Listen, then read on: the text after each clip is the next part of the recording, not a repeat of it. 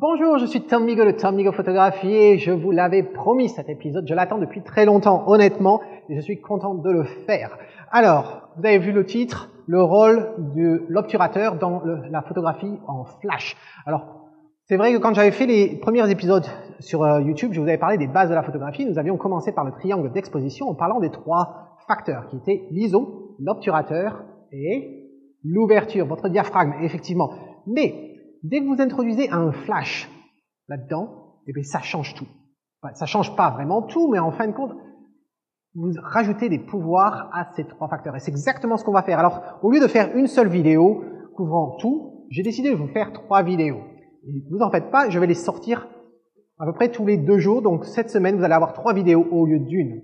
Après, je pars en vacances, donc c'est pour ça que je voulais vous faire un petit cadeau pour la Pâques. Voilà. Alors, je suis pas tout seul aujourd'hui. Je suis avec la belle Mégane qui est frigorifiée parce que nous venons d'enregistrer la version anglaise et la pauvre, eh bien, il fait très froid. Nous sommes dans un tunnel ici. Vous devez peut-être penser au shoot que j'ai fait sur Orange Mécanique. Voilà, je l'avais fait ici. En fait, on avait fait un shoot à l'extérieur plus tôt dans la journée.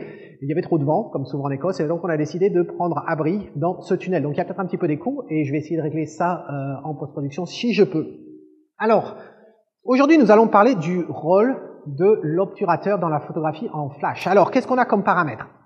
On a ma softbox, donc ma strip de Westcott. Ma softbox, on a mon flash Cobra à l'intérieur qui a un trigger et c'est déjà paramétré, il est en mode manuel. Et au niveau de la puissance du flash, j'ai déjà mesuré tout ça. Ça va être à moitié puissance, donc demi-puissance. Mégane est déjà exposé correctement. Et au niveau de mes paramètres ici, donc j'ai mon 5D Mark III, j'ai mon trigger dessus. Au niveau des paramètres, eh bien, je suis à la vitesse synchro, c'est-à-dire à 1/200 de seconde. Au niveau du diaphragme, je suis à 6.3. Et au niveau de l'ISO, je suis à 400. Alors, vous pouvez vous demander pourquoi je suis à 400. Eh bien, c'est simplement pour vous illustrer le concept que je vais couvrir aujourd'hui. J'avais besoin un peu plus de lumière parce qu'il fait assez sombre dans ce lieu-là. Voilà. Aussi, certains d'entre vous m'ont demandé quelle est la valeur de mon zoom dans ma softbox? Eh bien, mon zoom de mon flash, voilà, le zoom dans la softbox. En fait, je parle du zoom du flash. Il est paramétré à 28 mm. Pourquoi? Parce que j'ai besoin d'avoir un faisceau de lumière assez large pour que ça rebondisse dans toute ma softbox plutôt qu'un faisceau très fin. Voilà. Alors, ce que je vais faire, c'est que je vais prendre une exposition, donc avec moitié puissance au niveau du flash, 1/200 de seconde, une ouverture à 6.3 et un ISO à 400. Megan? Voilà. Alors, ce que vous voyez là, c'est qu'à l'exception des lumières sur le plafond ici du tunnel, en fait, Mégane n'est éclairée que par ma softbox. Il n'y a absolument aucune lumière ambiante, donc à part ces quelques spots là. Ce que je vais faire maintenant, c'est que je vais ralentir ma vitesse de synchro.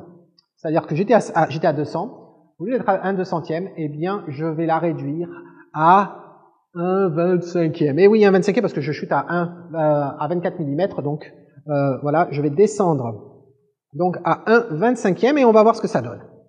Megan? Alors, j'ai pas changé mon flash, j'ai pas changé mon ISO, j'ai pas changé mon ouverture.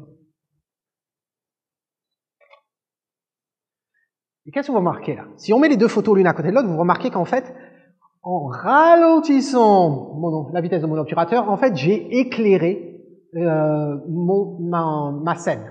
J'ai la lumière ambiante qui apparaît. Alors dans la vidéo, vous avez bien vu qu'on était dans un tunnel, mais sur la première photo, vous ne le voyez pas, parce qu'on n'avait que la lumière émise de la softbox. Là, on a toujours la lumière émise de la softbox. Si on zoome d'ailleurs, on peut voir que les deux photos, l'exposition sur Mégane n'a absolument pas changé. Par contre, ce qui a changé, c'est que maintenant, vous avez plus de détails sur le tunnel, vous avez plus de détails sur la scène, sur les informations autour de Mégane. Voilà. Donc c'est ça le rôle en fait de l'obturateur, de la vitesse d'obturateur quand vous faites de la photographie en flash.